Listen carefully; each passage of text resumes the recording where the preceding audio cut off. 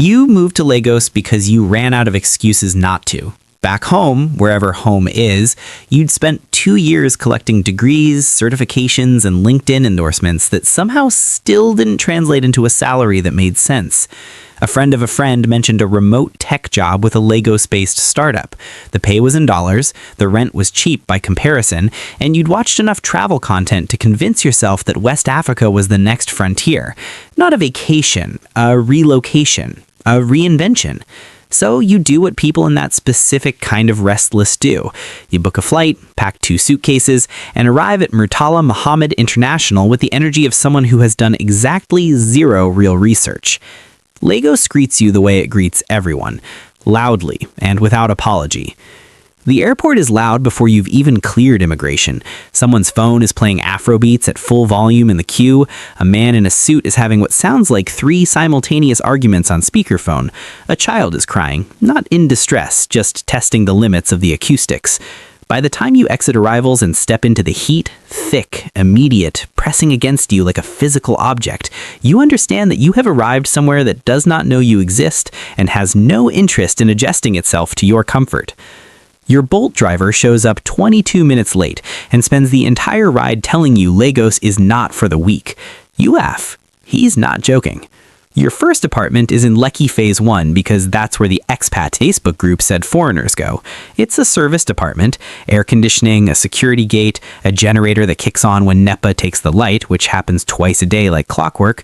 You pay 3 months up front, plus a caution deposit and a service charge and an agency fee, and something the landlord's agent describes with complete seriousness as a goodwill levy.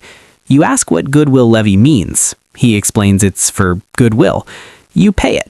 This is your first lesson in Lagos economics. The price you're told is always the opening bid. The apartment itself is fine. Clean, functional, a view of a construction site that operates 7 days a week starting at 6 a.m., including Sundays, including public holidays, with a level of commitment you will eventually find genuinely inspiring. The loneliness arrives before the jet lag does. Not the dramatic kind, not the kind that makes you stare out windows and look cinematically melancholy. The quiet kind. The kind that shows up when you open your laptop to work and realize you've not spoken to another human being in 3 days except to say thank you to the woman who brings your food delivery to the gate. The kind that exists in the gap between the city's absolute chaos outside your window and the absolute silence inside your apartment. Lagos is one of the densest, loudest, most alive cities on Earth, and somehow it has found a way to be deeply, specifically lonely if you don't know anyone inside it. You don't know anyone inside it. Your colleagues at the startup are remote and scattered. The expat groups on Facebook are full of people asking where to find cheese and complaining about generator noise. You try a networking mixer event in Victoria Island. Everyone is either trying to sell you something or get you to invest in something. You eat the small chops, smile at strangers, and leave at 9 p.m. feeling more invisible than when you arrived. The city doesn't care. That's the thing about Lagos. It has 400 things happening at once, and exactly 0 of them are about you. Amaka changes things. She runs the supermarket near your building. Not the fancy one that charges import prices for peanut butter. The real one, tucked behind the petrol station on the main road, where everything is stacked in a logic only she understands but which she can navigate blindfolded. You go in for eggs your second week, and she watches you stare at the display for a full minute before saying, in a tone that contains both efficiency and mild amusement, how many you want. You buy 12 eggs and a bag of ogi you don't know how to cook. She tells you how to cook it. You come back the next day to tell her it came out wrong. She laughs, not unkindly, and tells you what you did wrong. You come back the day after to report success. This becomes a pattern. Amaka doesn't coddle you. That's what you eventually realize is the thing about her, and maybe about Lagos itself. There is no performance of warmth, no effort to make you feel comfortable that costs the other person something they haven't decided to give.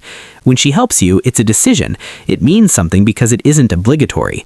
She teaches you that keke is cheaper than Bolt for short distances. She warns you firmly not to use your phone on the street while walking. She introduces you to the woman who sells the best jollof rice in the area, 2 streets over, paper plate and plastic spoon, 800 naira, genuinely the best thing you've eaten in months.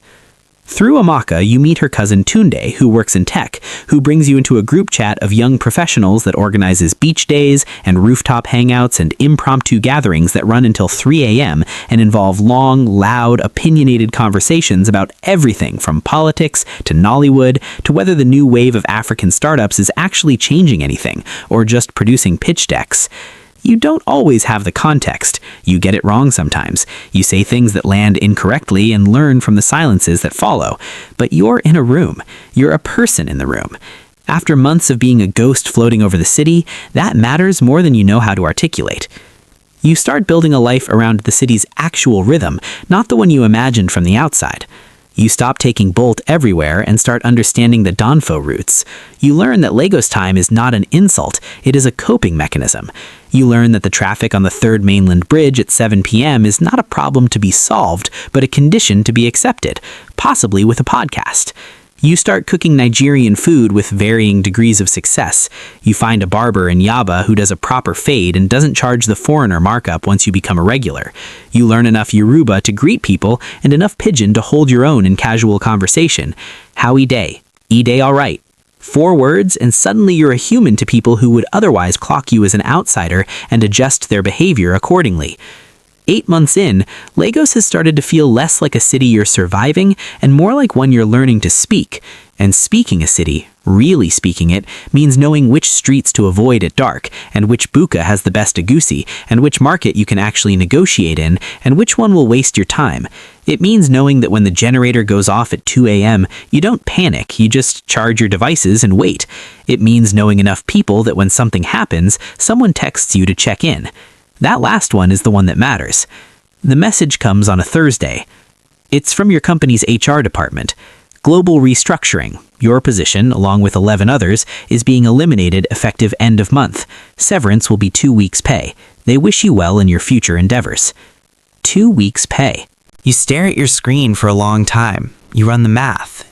Your visa status is tied to your employment. Without a local sponsor, you have 60 days, 2 months to either find a new role, convert your visa category, or leave.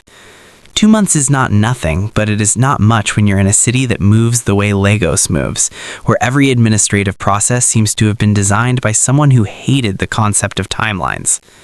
You tell Amaka the next morning when you come in for your eggs. She listens without interruption.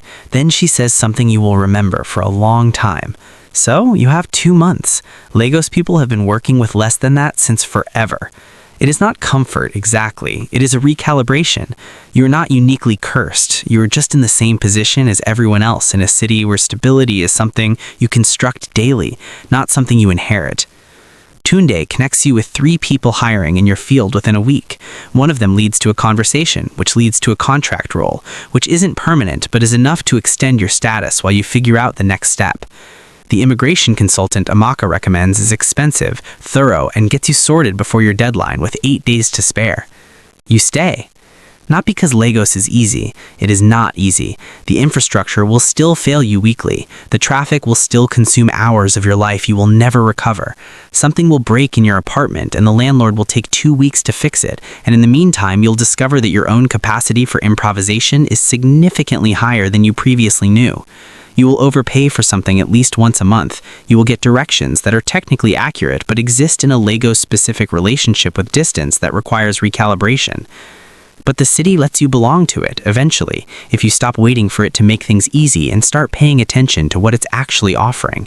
It offers density and noise and argument and jolo phrase and a kind of relentless forward motion that gets under your skin and starts to feel, after a while, like a frequency you've tuned to. It offers people who, when they decide to let you in fully. It offers a version of yourself you didn't know existed, more flexible, more resourceful, less precious about comfort, more honest about what you actually need versus what you thought you needed. You go home for a visit 9 months after you arrived. Your family is glad to see you. They ask how it's going over there. You try to explain Lagos, and you watch their faces do the thing faces do when someone is describing a world they haven't seen and can't quite locate on the internal map they're working from. You stop trying to explain it fully. You just say it's going well. You say you're learning a lot. On the flight back, somewhere over the Atlantic, you realized you said back instinctively. Back to Lagos. Not over there, not the place I'm staying. Back. The The plane descends through the clouds and the city appears below you, sprawling and lit and enormous, extending in every direction to the edges of your vision. 14 million people living in deliberate, complicated, noisy proximity. Not one of them woke up this morning wondering if you'd made it. Not one of them adjusted their plans around your comfort. And somehow, that's exactly the right place for you to be figuring out who you are. You clear immigration. You take the Bolt. The driver is on speakerphone before you've even closed the door. You watch the city scroll past the window, and it looks, for the first time, like somewhere you recognize. If this one stayed with you, leave a comment. Tell me which moment hit. I've got more stories like this coming. Hit subscribe so you don't miss the next one.